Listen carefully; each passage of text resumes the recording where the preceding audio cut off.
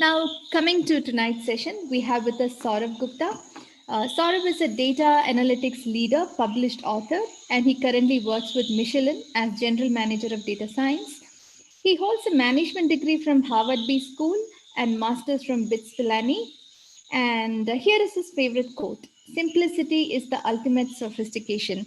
We have had the chance to work with Saurabh before at our Product Leadership Festival Data Science Edition. And yes, simplicity is the ultimate sophistication. He proves that. Saurabh, we are very, very happy to have you with us. And please welcome. I'm offering you a welcome and please take over. Thank you. Thanks, Monica. Uh, Good evening, everyone. Let's start sharing. Let's start my Yes, video first. yes, please. Okay. Can you all see me? Yes, perfect. All right. Let me share my screen.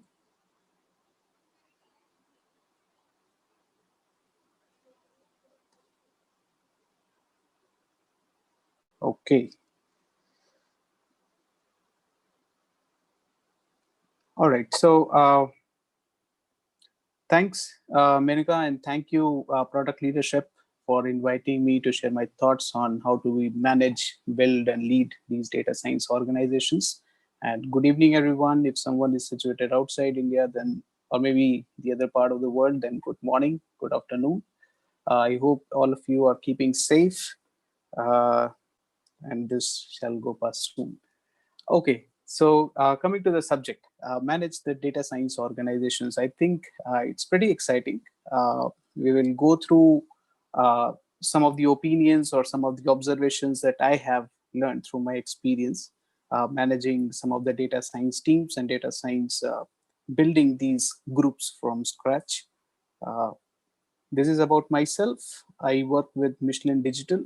I lead the data science and analytics for them. I've been an author and frequent speaker in these technical forums. Uh, I've been with HBS and BITS Pilani. And then 2018, I was awarded with Next 100 CIO Award. This is my LinkedIn and Twitter, so feel free to buzz me anytime if you wish. Uh, I'd be happy to engage. Now, what I'm doing here, this you might have seen in the abstract of this session. Now, managing a data science is not just about delivering the products and the insights, but it is little bit beyond that. If you are asked to set up a data science organization, of course, things will not be as straightforward and as direct as it can be, because there are a lot many strategic parameters and criteria that one has to keep an eye on in order to build these organizations from scratch.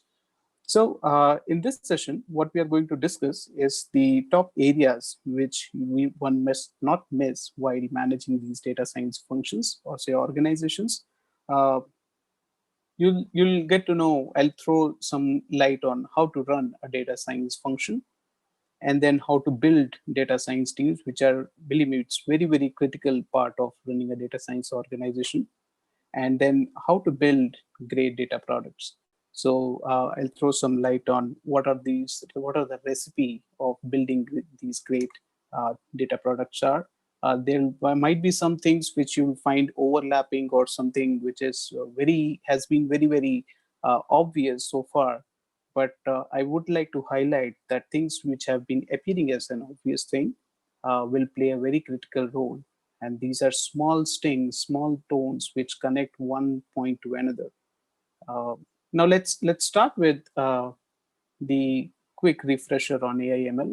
Believe me, I do not have any other slide besides this. This is just one slide so that we all know that what we are going to discuss. This is one of the starting points. So I believe the audience is aware about what AI/ML is. Now, AI is very straightforward. It's a computer science discipline that employs series of logical techniques to interpret events. So something which is not human intelligence becomes an artificial intelligence. And who is responsible for that artificial stuff? It is we the humans. We code that intelligence. We believe that machines would help us, would be helping hand for us. They can assist us better.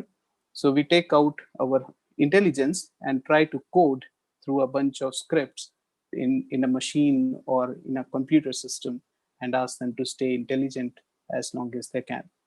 Now, machine learning is one of the track or say stream of AI, which uses algorithms to acquire and analyze data to learn and determine the predict outcomes. So machine learning, and this is very obvious objects for a data science practitioner. It can be supervised or unsupervised. So if you give me the data and tell me that what it is all about, I learn based on the history and based on their patterns, and then tell you that these are the classes, these are the predictions, these are the classifications. And if you don't tell me that what is that this data all about, I'll go back and do my own fuzzy analysis, do my finding my own patterns. I may get stuck with an anomaly, and then these are the unsupervised techniques. So I would let the system learn based on its own. I will throw in some logic and then find out that, okay, these are the outcomes I'm coming up with. So this is the unsupervised way of machine learning. Then a very detailed or say in deep branch of machine learning is deep learning, which has a couple of things like computer vision, then reinforcement learnings. Basically, it works on the neural networks. So the way we think, the way we try to learn with the experiences, this is what the deep learning is. We learn something, then we get across an experience, we learn back, take back the outcomes, and then refine our learning. That is the deep learning. Now, why we are talking so much about AI/ML these days? So on the right-hand side, you see one of the stats from Gartner 2019. I attended one of the conference last year, and I was little, surprised to see the numbers that CIOs consider that what is the game changer for the organization is. On the top, you see these two, AI and ML and the data analytics. So in total, if you see, there are 50% of the folks who are CIOs, they realize that AI/ML can be the game changer for their organization. Now, what this reflects is AI and ML is just not a delivery organization. This is what is there in my next slide. It is not just a delivery. When something is a game changer for an organization, it has to be an organizational capability. It has to be a strategic arm of your overall strategy, organizational strategy. So the data science is no longer a delivery function. It would be injustice to a stream like data science and AI if we club them into an IT side, or no matter it is an IT side or the digital side, but if we consider that as the backend function, it will be an injustice to this stream. Instead, it is an organizational capability, and the onus of exploiting data science, AI, and ML stuff, this is all cool, fancy stuff, relies on the leaders who are responsible to set up these functions. Okay. Now, a couple of equations you would see in the slide. It starts from digital, okay, then it comes to data, and then the AI. AI is a stream which cannot survive alone. Okay, so for it to reap out at actual benefits, you need data, and the data comes from either you have the systems already set, so you one organization hasn't gone through that journey, or you have went through that digital transformation, so that the systems talk to each other, they understand where someone is located, and you have the data, and then you have the AI. The other equation is not just practicing the AI, but how do you make this AI consumable?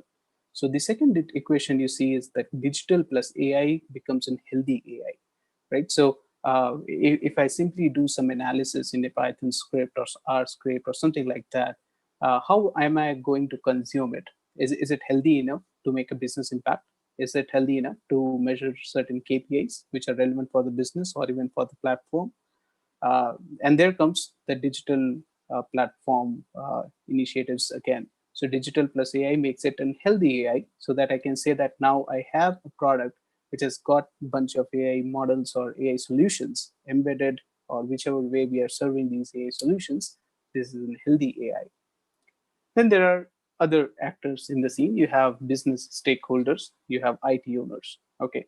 And how the communication channel between these two parties happens, you business stakeholders, they reach out to these the analytics organization to pick up a problem, who have got they have got the domain know-how, and then data science teams or say analytics teams, they come up with a solution, they go through a validation exercise, they do the review, joint review with the business, and then once it gets signs off, they hand it over the solution after releasing it to the IT owners who will be responsible for activation and monitoring of day-to-day runs of these solutions. So core in core, you see that there are multiple roles from the organizations who are getting involved for an end-to-end implementation of a data science. So now I think let's move on. So now what's the potential? Why we are calling it as the organizational capability? So is it really that difficult, or is it really that hyped that we are going so much after the AI and ML? So what Statista 2020, some of the numbers I picked up from there. So what they predict is they forecast the market size of just the software market of AI going up to $126 billion by 2025. Right? That's huge. I mean, and there are multiple numbers floating out on the internet. Okay, there are numbers that which quote that by 2030, the total market potential of AI is going to grow up to at least 15 to 20 trillion dollars. Okay, so these are huge numbers, but just to give us an insight that this market is growing at least at a CAGR rate of 30 to 35%. So, and then, the foresters of the world and the gardeners of the world, they are, doing lots and lots of analysis on the specific subject areas. What are those data and analytics trends which are growing big time? So you see on the right-hand side, these are the top 10 data and analytics trends which are predicted by Gartner, and they are expected to grow quite well in the coming time. And few of the things I see is has been the major focus for many of the organizations. Like you see the commercial AI ML, then NLP, blockchain is picking up really fast. Then explainable AI, there's a big traction around explainable AI and it's becoming a key pillar of the data science organizations. Now, why this is happening is the impact of AI, and the business impact is getting more coming out in open. People like me and people like rest of the world, rest of the analytics leaders, they are able to communicate the benefits of AI and then ask for the intelligent solution to assist the business. That is also including if something is not available, I really want to go and try it out. And if by chance, if I get to see the benefits, probably I go ahead for the adoption. And the final one, which is the savior of all time, is the adoption of the cloud-based services and solutions. It has gone a rapid adoption. It has seen a rapid adoption in the last couple of years. In fact, last more than couple of years.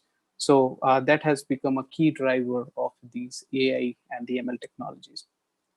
All right. Okay. So now, since we have seen the potential, now show me the reality. What's happening? We see that there's something crazy technology in the market, but what Forbes says, and this is a quote from there. This is a news snippet from their 2020. Only 14.6% of firms have deployed AI capabilities in production. Right. So that's an eye opener. We know that AI is great. We know the predictions and forecast is great, but why it is that AI and ML, okay, these capabilities are really 14.6 percentage of in the production. What is that prevent? What are those challenges that prevents someone as large as an organization to implement AI capabilities in production? Is it that easy that we are not able to capture the numbers, or is it that difficult that we do not know that what's going on in the back scene? Well, let's go through the barriers. Now, leadership alignment is one of the top barrier, I would say. What happens in many of the organization, AI and ML, these are latest cutting edge technologies in the market. So it requires a confidence. It requires a buy-in from the senior leadership executives to align their organization and consider the data science and AI as a strategic arm of their organization. And if it is just on a trial basis, then by all chances, there could be scenario where you lose the focus and it might not fall under the, your day-to-day operations. The second one is finding the appropriate talent. I think if we are going in that direction to build our data science function, finding the talent is a big it's a big challenge. It's a tedious task to do. And then the job description, the hiring, the attraction towards the job profile, that again has to be in sync in order to scout for an appropriate talent. So hiring, talent retention is another challenge. Now the third one is of course the ambiguity between different functions, where to invest the time and effort. We have bunch of problems. We do a lot of workouts. We see through a lot many problems, but are they worthy enough? Can analytics solve those problems or not? How much time and effort will it take just to try out whether analytics can solve these problems or not? So that's the third, I would say. There are a lot many challenges, but I think these three basically define why there are challenges to for the AI adoption. There could be IT challenges like operationalizing is a big challenge. There finding the data is a big challenge. Then finding having a data strategy is a big challenge. But these three I've considered are the top three. And what entails all of these is the culture. It's the culture of the organization that defines whether we are worthy enough or we do have all the handles and levers in place to build a data science function or not. So if the culture doesn't support these exercises, these practices, it's very, very difficult to build the talent, build the teams, and allow the teams to prosper across the organization, talk to different teams, groups, and come up with those problem statements that can be solved with analytics. So there are two more things that I have included. One is, of course, the culture, and the third one is the data literacy. For AI to flourish in an organization, it's very, very important that everyone from top to bottom and the bottom to across, everyone understands what's AI, okay, what it requires to run AI. AI is a probabilistic model. It's not 100% every time. So how do you convey, how do you tell the story that there's an 85% or say 70% of the accuracy and precision of a model, and how that connects back to the business impact? So that is very, very important. Acceptance of the fact that AI is not an automation. It's a precision. It can solve the problems in a different way. That is very important. So the perspective of accepting the AI results is another challenge. Now, how do we build a data science team? And I've included one of the fact that the data scientist as a term, as a role, got coined in 2008. And I'm sure people who are coming from this industry must be aware of these common names, DJ Patil and Jeff Hammerback. They were engineers at LinkedIn and Facebook, and they coined the term data scientist in 2008. And that is when this emerged as a job title. And since then, there's no looking back. I'm sure this is one of the most lucrative job profile in the market these days. Now, how do we manage and organize data science teams? Now, leading innovation teams is an art. Okay, so and one of the critical aspect is to first of all establish the foundation of this innovation, okay, and then build the right team and then sustain by this innovative culture. Okay, so how do we build teams? First of all, we need to have great teams. We need to balance between the culture fit and technology. Okay, and then as a leader of this group, the one of the most important thing is authentic and open communication. Communicate with candor, communicate with trust, communicate with value, and this value to the rest of the organization, which is extremely critical. So when you are tasked to build a data science team and you already have one, they have been onboarded.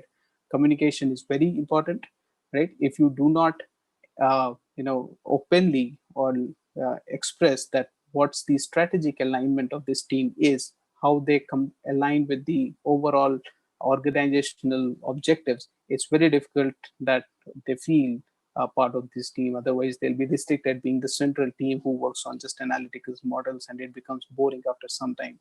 And then the other thing is we have to be candid more than often being nice, right? So we stay open. If something is not working, let's say we have to openly say that it's not working. If something there are a bunch of problem statements, and we see that valorization aspect of certain problem statement is not appropriate, you have to be open and say that it's not appropriate. All right. And then whatever things are done, right? Value realization of those initiatives is again becomes the part of this data science team. So we have to align these AI objectives or the outcomes with the business objectives. If we do not, then it becomes an incubation, and we have to literally we are into a situation where we have the solution, but we do not have a problem, and we are just waiting for a problem to plug into this AI solution, which is almost a rare scenario. It may happen when we are prototyping, but data science team tends to lose focus if we do not tell them that how your work, how your effort is getting connected back to the business objectives. Okay. Now the other one of the headline which I heard some time back is content is the king and the context is God. So the content is nothing but the AI solution that we build, which is very good. But if we add the context to this solution, it becomes God. So which is very, very important, and that is what the business objectives are. Some of the recommendations on building the data science team: you check your hiring process. Uh, it's not just about point in time static skills, programming in Python and R. Of course, they are mandatory, but what is more important is empathy and the communication. Not all the roles in the data science stream require your expertise in Python and R. I've come across few of the folks who are extremely good data scientists, but the way they ask questions and the way they communicate, there's a lot of the concept of design thinking. How do you structure your thoughts? That plays a big role in the life of a data scientist. Then as a leader of this group, to build the complementary teams, the diversity in academic discipline, the professional experience, and the perspective is very, very important. If we have, and this is one of the lecture that Professor Sunil from HBS gave us, and I remember him quoting that the teams have to be the T-shaped teams, right? So not everyone will be the same, and as a leader, you have to find that who fits the bill, who fits the task at the moment. And if everyone is same, you end up growing generalist. You do not have the specialist. So once you build complementary teams, chances are after some deliverables, after a few months or after as the time passes by, you can strategically align these teams, which is very critical. And the third one, don't scout for seniority always. Okay, this is coming out of some of the experiences that we have. There are things which the mid-level or say even the junior and the pass outs, they can do much better. So what specifically we see is the resilience, okay, and the technical perimeter. So technology is of course one, then soft skills the another one, and then we look for the resilience in those profiles. Then specialization is required. Of course, I do respect the specialization in the data science space, but ambiguity, when we are building things from scratch, then ambiguity do demand generalists and people like hackers who can come in and do the make the quick wins really, really fast, and we get all the traction to build this or say stem this data science teams further. And the last one is when we are interviewing, when we are hiring these data science team candidates, then critical thinking, effective communication, the guys who are good storytellers and articulators, this of course is a mandatory requirement. I would rather put it that way. It is something which is very much required. If you have a mute data scientist, it's very difficult for someone to play the translator role for them, and it becomes extremely critical for them to be operational and be productive in their day-to-day job activities. Okay, now since we are talking about the types, or say the hiring of data scientists, it's worthwhile that we focus on what are the categories of the data scientist. Okay, we have decision scientists, we have modeling scientists, and then the ML engineers. If you observe this chart, the nature of work is almost similar. All right, so it's not their role, but it's the profile that they work on. So decision scientists, the work that they do, they are probably the statisticians. All right, they are good storytellers. They have that knack of how a particular insight has to be presented, they can produce using insights or say dashboards. You can, and tool is not, of course, tool is not the criteria here, rather the dashboards and how they are painting these insights and connecting the dots together to stitch into a form of a story. These are the guys who are decision scientists. And how do they make an impact? They help in the decision making, right? So looking at their work, business can take some decisions, right? So and then the top skills are, of course, the storytellers. They are statisticians. They analyze the data really well. They're really quick. And then you have the modeling scientist, and modeling scientist is the one which are the data scientists in these days. And so if you ask me a typical, or say what's there in my brain, a typical image of a data scientist, these are the guys who talk to business, understand the problem statement, domain, and they start coding their AI algorithms. However, what I meant to say with this slide, there are roles beyond data scientists as well. If you're helping the business to take some decisions, making them smarter, you also fall in the criteria, or say the bucket of decision scientist. Modeling scientists, on the other hand, these are the guys who are proficient with the ML techniques, NLP techniques, computer vision. They know the algorithms by heart. They know how to crunch through the white papers and research papers and come up with their own way of solving an analytics problem. And then they package this code. They produce a lot of code. So they package them together, and that either gets embedded in a product or gets served through a different techniques, gets into database or gets Git repository or something like that. But yeah, so these are the guys who we understand, these are the full stack developers guys. And then the impact of work, it's aligned by the product that they work on. So they of course make a business impact, which is the direct one, but it is served via the product. Okay. Top skills is the classical ones. You have the machine learning, statistics, and the full stack.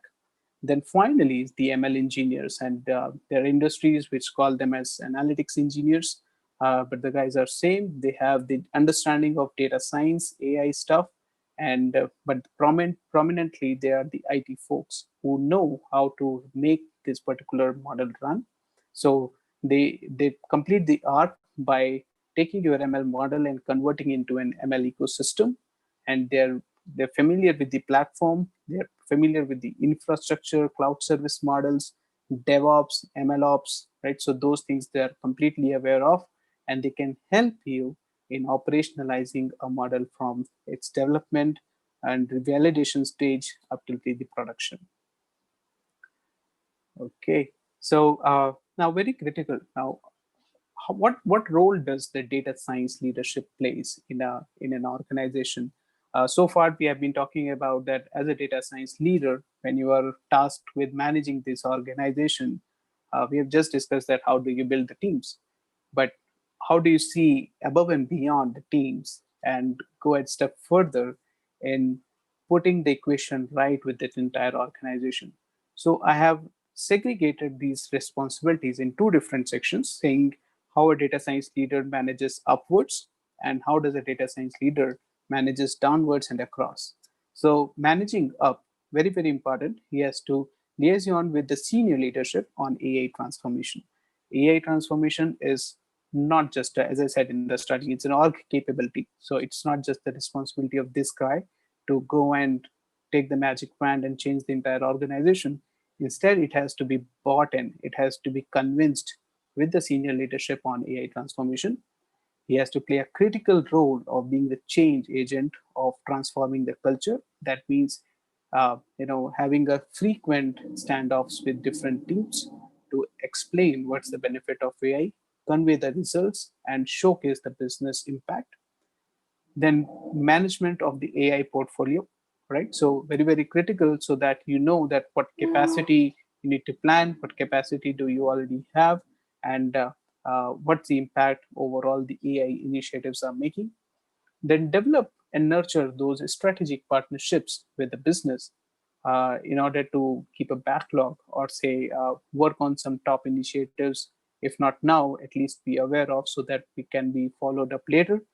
And then again, data science organization is an ecosystem. Talent is one part of it, products are other part of it, but how do you move? What velocity do you set and how do you keep pace with the industry standards is again the part of the data science leadership. So you keep an industry watch, okay, what's going on, what's being retired, and the draw industry parallels whenever they are required. So both in terms of AI research or AI platforms, whatever it is, so techniques and exposure to the industry conferences, and how do you provide those intrinsic benefits to the team is again part of the data science leadership when they're managing upwards. Now, managing down and across is, of course, building the data science team and leading this innovation, which is again very, very critical. We just discussed experimentation to drive the innovation. You need to encourage and promote the culture of experimentation in order to drive innovation. It's not that all of the products have to be invented. It's not an invention. Rather, we have to drive the innovation by understanding what the behavior of the consumer is, and do not never ever shy away from experimenting stuff. In data science world, you might have come across a word called hypothesis and simulations. So do never shy away from running multiple simulation. If it takes a bit of time and compute, go ahead and do it, because that is what is going to show you what the real picture was. So experimentation has to be encouraged and has to be the DNA of the team. Then maintain and balance between the microscopic and the telescopic vision. So microscopic is all about getting onto the desk, looking at the products, looking at the techniques, and uh, not every time, because that may go either way as well. That's the reason I say you have to balance. And telescopic view is how do you progress, how do you take this product ahead, and how do you climb the next levels to take the entire troop with you to the next level. It may be coming with the delivery, it may be coming through with some of the products, some of the key milestones achieved, but that is what the telescopic view, where this group has to head. And what is next? Is it just the product delivery, or there are some key initiatives, maybe in the subject areas, or maybe in the deliverables you are going to have? And valorize the AI products. So the products that you deliver, how do you get the value of these products? Okay, and finally, the promote and responsible and sustainable AI. Simply developing an AI solution will not be enough.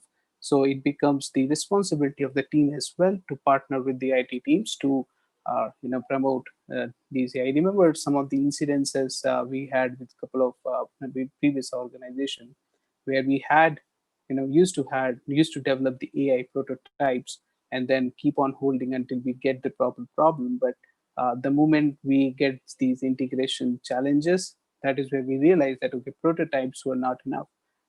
Prototypes are good for demo, for our self-learning.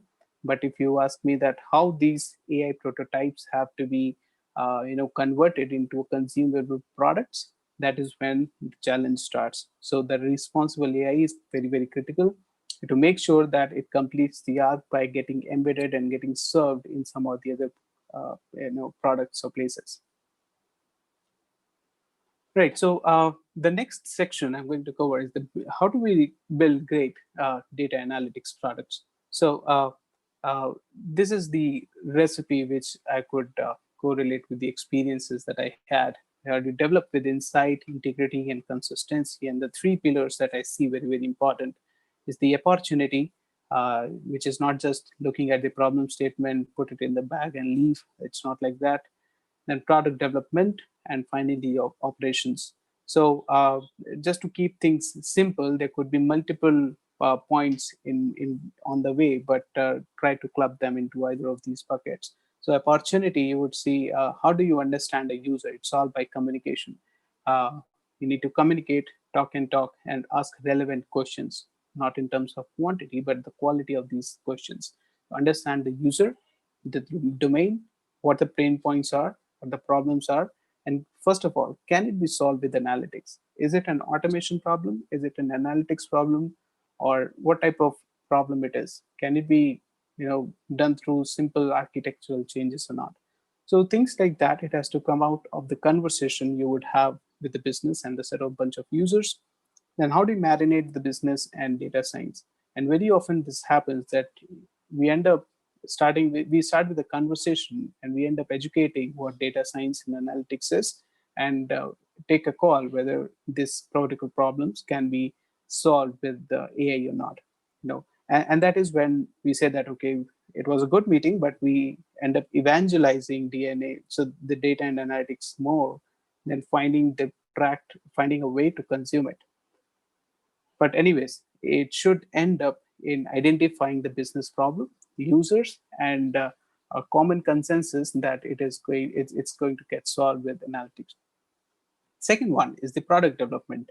So the product development involves, so first of all, detection of your data points, how aware you are with those data systems, and what's the quality of the data? Do we have the governance framework around that data? This is all the separate team doing, but as a data scientist, you need to at least understand what's going on. And then AI model building. So, and then once you get the hold of data, you start looking at the data, understanding it, do the data wrangling. You go to back to the different models and see which one goes best. But one of the things that I've realized in product development, start with establishing hypothesis. If you pick up a problem statement, and if you don't know what to do, uh, go through the problem statement again and question yourself. And these will eventually become your hypothesis statement. And try to work for that hypothesis, whether this was correct or not. For example, for forecast, you come up with an hypothesis whether these features or these variables in the data sets, are they responsible or can they be responsible for such and such forecast or not, or say sales forecast or whatever things we are doing. And then how do we plan MVPs? And this is one of the debate we always do. Should data science deliverable or say outcomes be structured, packaged in MVP or not? Can it be done first at first place? And if it can be, then what should be the structure of these MVPs? So one of the things that we do quite often, and I keep on telling different teams whom I advise, that MVPs can be your lightweight models. Okay, so something that we have done, if it connects back to one of the hypotheses that you have drawn, that becomes an MVP. So don't feel shy if you have 20, 25 MVPs end of your exercise. If it's very, very critical, and numbers don't play a bigger role, or say word number of versions don't play a bigger role, but it's the outcome. And the third one is the operations. Now, once you have developed these ML models, how do you build an ecosystem? That means how do you connect back with the cross-functional data and allow user base to make use of these AI solutions? That so you have to put a full process framework around it, operations process framework. That's a mix of DevOps and ML ops, and there's a new term that keeps on coming up called data ops, to help end-to-end enlightening of data, from the data extraction to data curation to transformation up till the data presentation for the AI models to consume. And then finally, the process is around how do you release these models and activate the management and monitoring switches on this model.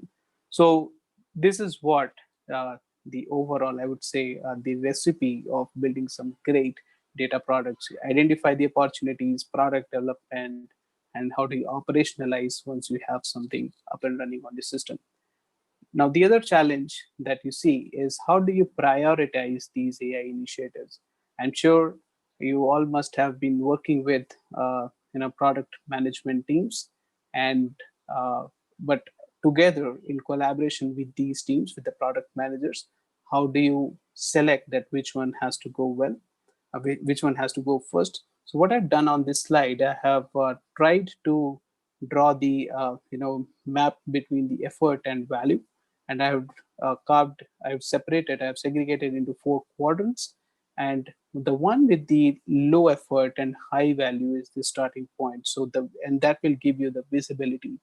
So the clockwise fourth quadrant, the visibility one should be the starting point, and the once you move on to the fourth quadrant, which is the credibility, okay, so that will reflect the evolution of data science function. That means now you're capable of putting in high effort and extracting high value. And putting in high effort would require some effort from the team, probably the horizontal expansion of the team, so that more people are working on such problem statements, and that will establish the credibility of this data science function. So in order to move from third to fourth, the evolution of data science happens, and some of the questions that product teams and the data science teams together have to answer: how eager are we to you to do it, you know, and what impact will these products create, and are we technically equipped to do this or not, take this flight from putting a low effort to getting ready for high effort products.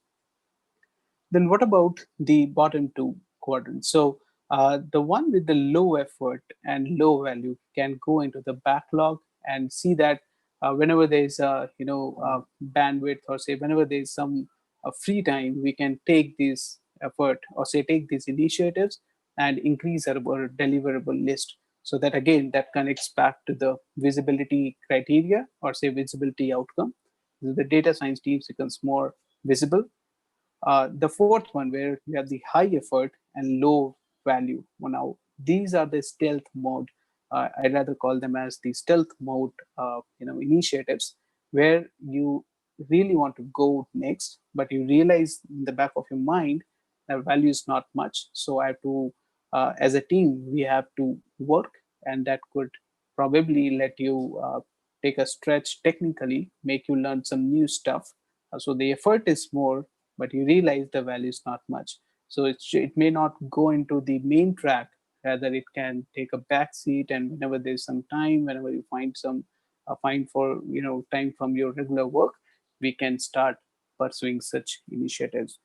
Now, some of the common pitfalls, right? So one of the things that we see is the viability measurement. It's not very straightforward to measure the value of the products that we are working on. So that has to be mutually decided between the business and the product manager and the data science teams. Then there are assumptions on the efforts, which is always the case. I mean, it's again an art to estimate the effort well before we start working on these initiatives. And then, of course, with the new teams, there's of course too much of enthusiasm, so we start accepting everything, and then realize that okay, we have too much on the plate to eat. How do we prioritize? How do we say no? The art of saying no is again very critical. The consumption of AI, we start with an AI problem, but we never know that how we are going to serve this, whether the users and the stakeholders are ready to consume certain solution or not. Finally, the broken data strategy, which is very critical, and deliberately I put it at the last because that connects me to the next slide, which is what's your data strategy? Okay, because this is the foundational for the AI initiatives to flourish. So, without getting into much of the detail, I'll say that there are two things. One is data defense. The other one is data offense. Data defense is to deal with your overall platform infrastructure, and how do you collect all the data. This is all about your data defense. So we have not yet, we're just putting the process framework around the data. It may be centralization data strategy, or it can be putting a governance framework, implementing master data management solutions. What's data offense is once you start consuming data and exploiting data, you beat the data up to the level where it starts giving out some insights. That's an offensive way of treating the data.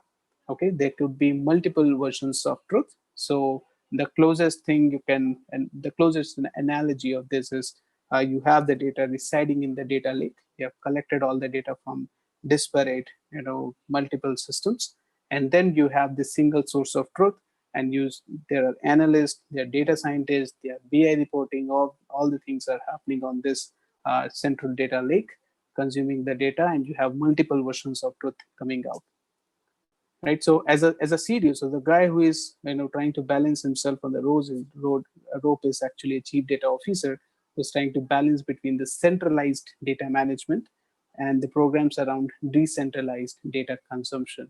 It's a balance that one has to strike, and depending on the industry, or say the nature of the industry you are in, you have to take a call on how much we should go for the data defense, and how much should we start, or when should we start with the data offense. Finally, the consumption of AI products is again equally critical. A quick check on the time. Okay, so we are almost there. Consumption of these AI products, it's difficult to serve, difficult to interpret, and then there's an ask for the explainability. So what you see on the flow chart here is when you develop this model, is of course a strategy on the model serve and how do you consume the model. So without getting much into these details for now, because we have to put a check on the time, what I mean to say is while you're establishing the connect between the model serve and model consumption, we have to keep an eye whether the flow between these two stages are the models interpretable and they are explainable or not. Uh, okay, so my next two slides talk about ML operations. So how do you operationalize the AI solutions that we have just developed? You have machine learning plus development teams coming together and then and having a handshake with the operations. The benefits you get, you convert, you translate, yeah, you elevate an ML model from just the development phase to all the way to the ecosystem. You get the provisions to manage and monitor ML models for responsible AI, and then collaboration between the data science and the operations. It's a big win for the AI, the data scientist, for that matter. These are the maturity steps. You start with an experimental, you have the discrete ML efforts, you reach on to the breakthrough leadership buy-in, and then you have the sound data strategy. And then once you reach the strategic level of AI operations, then AI has already been with as considered as the strategic arm. You have the enterprise data platform, you have the automation, you have the operationalization, you have management and monitoring of the ML ecosystems. Now, finally, the democratization of data science. How do you tackle the cultural aspect of data science? So this is my 5-point strategy of democratization of AI, which helps in transformation of culture. You start with evangelizing data. That means teach data what it is, whether it is internal to an organization, and then how it has to be consumed. That is the part of your evangelization. Then you define persona. For this, you need to interview multiple teams, different business teams, and find out what are their consumption patterns are, specifically not by their roles, but you bucket them into the way they consume this data. Then you start sharing the toolkit. These are the self-service toolkits, and just to allow them to play with the data, of course, you need to build some training modules around these toolkits. Then you build the AI components, right? Shared library of components that can ease the life of data scientists and analysts and the citizen roles who are playing around with these data day in, day out. This is way to transform the culture. You can set up some data-driven KPIs to measure whether these strategies that you have put in place are playing their role or not. So as a leader of data and analytics, you have to understand that it's not just your team who is growing, it's the entire organization that is growing. So how do you take them, lift them together? Is by putting some KPIs, sharing the toolkit, evangelizing the use of data and AI, and over the time making their life easier by building the reusable components.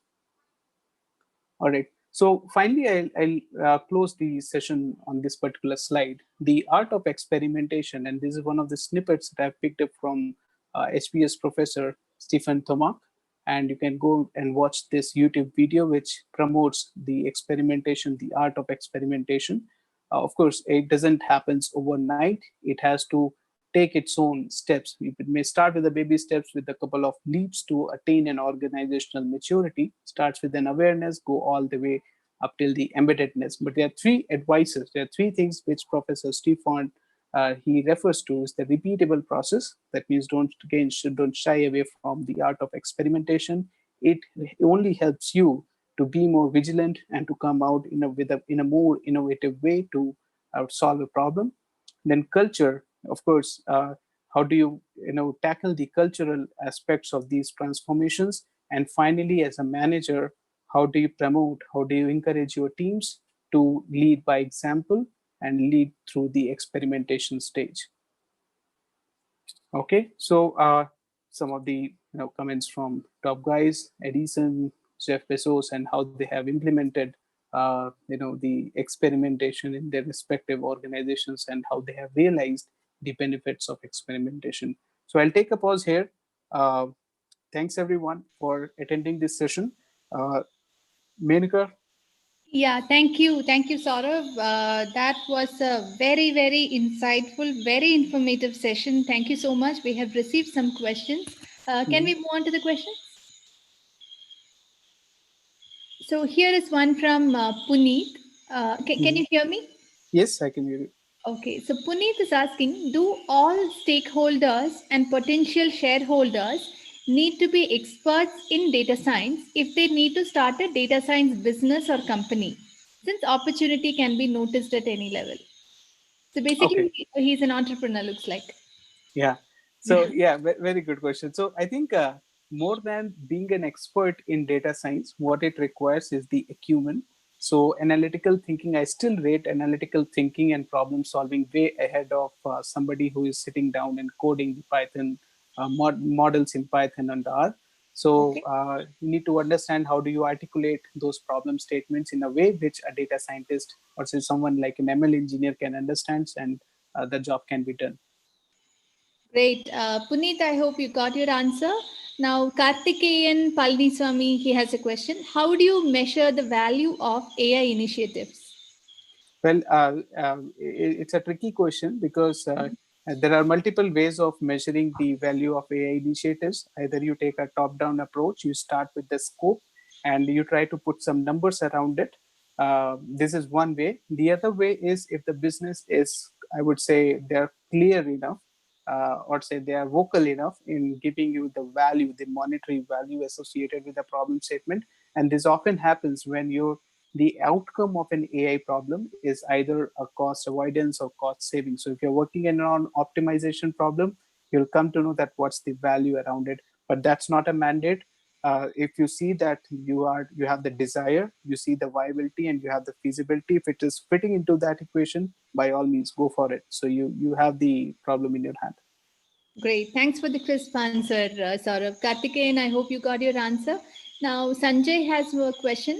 How do you think cognitive AI and analytics at Edge will play a pivotal role in making swift critical decisions in the near future?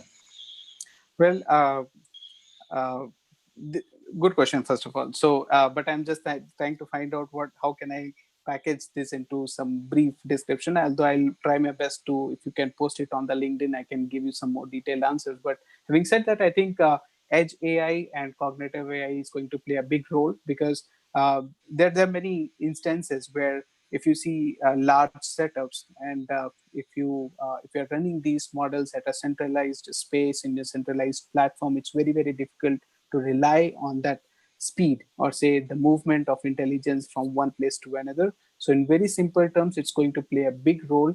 We are all surrounded by such things. We have that intelligence right here in our mobile phones. It's all similar technologies that we see and we are part of on a daily basis. But having said that, in business context, yes, and we are moving towards that direction. We are almost all there right now, and the use cases of edge AI is going to grow more, and we'll find some more applications of such use cases. But having said that, I would love to take this discussion offline. This is very interesting, and there are few things that I'm working on around the similar concepts. So yeah, would love to share my insights and knowledge over there. Definitely. Please do, update the LinkedIn thread so that, everybody can benefit from your answer. Now we have a question from Ashima. If you were to hire, a data science manager, scientist, a modeling scientist, or an ML engineer. So I think Ashima is looking for your personal opinion. Can you repeat that question again? I'm sorry, I missed it up in between. Sure. Can you hear me? Yes, I can hear you. Yeah. So if you were to hire a data science manager, Hmm. somebody for a managerial role in data science, would you Hmm. go for a decision scientist or somebody with a modeling scientist background or an ML engineer? Okay, next question. So, of course, not an ML engineer. To be very, I'm sorry to be straight for all the ML engineers, but not the ML engineers, but it would be a choice between the modeling scientist and the decision scientist. Because if you see the nature they play, decision scientists, they are good Hmm. storytellers. They are the best articulators, I would say, and they know how to present an insight, which is very very critical. Even more, I would rate and looking at the adoption number, which is 14.6, I think we need more storytellers and articulators than researchers at the moment to up this number. But of course, having said that, the track, or say that there are multiple point of convergence for these roles are.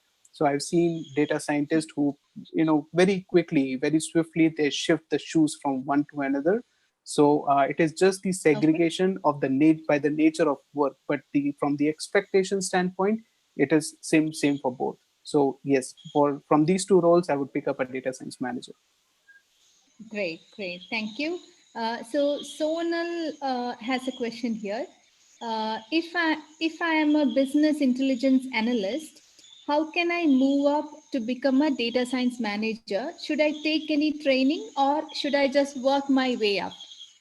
Well, training will of course help because it will make you familiar and it will bring you in those talking terms when we drive an analytics conversation.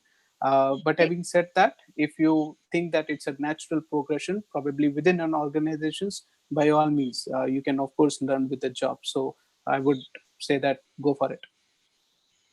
Great, thank you. So we have just one more question. If you guys want to ask more questions, please go ahead.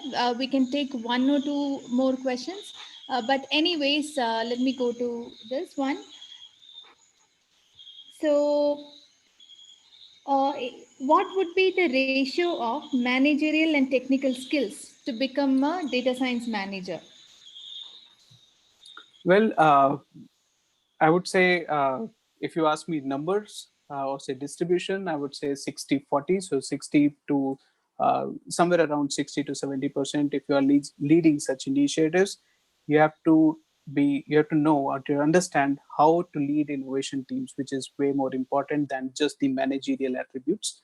Managerial attributes are more relatable to a system where you just keep a track of the team, but leading innovation teams, having that strategic outlook and making sure that your teams feels comfortable and you talk to them with that candor and trust, that is more important, and getting to that vision to give that analytical road progression growth path for your team, which is very very important. However, the remaining 30-40%, which is technical know-how, will help you in paving the growth path for your team and driving those conversations with the business. For example, if you go and with the intent to build some strategic relationship with the business teams, you need to be aware that what's happening, what has to happen right after this conversation, what you can commit and what you cannot. And similarly for it slightly differs for B2B and B2C, and this is what my personal experience, it's very very opinionated argument that when you're talking to B2C, you have to be extremely competent in how these analytics and data science and AI solutions are going to play a role, because you're right there in the market. You have multiple millions of eyes looking at you. In case of B2B, you can drive the conversation in a way where you have the visibility of what business outcomes analytics can get for you. So there's a slight difference, I would say. But yes, there's a 60-40 or a 70-30 proportion required for your leadership attributes versus your analytics technicality attributes. I hope that answers. It's a very clear answer. Thank you so much. And we have a question from Narayanan. So basically, he wants to understand the effective core organization structure to say, since data science is an organizational initiative and a core Mhm. cross functional unit in itself, it needs good buy in from the senior leadership across the org. So, what is the best governance structure that would help towards a successful enabling of this unit? And he also says definitely top down is the way, but he would like to understand, what would be the effective core structure.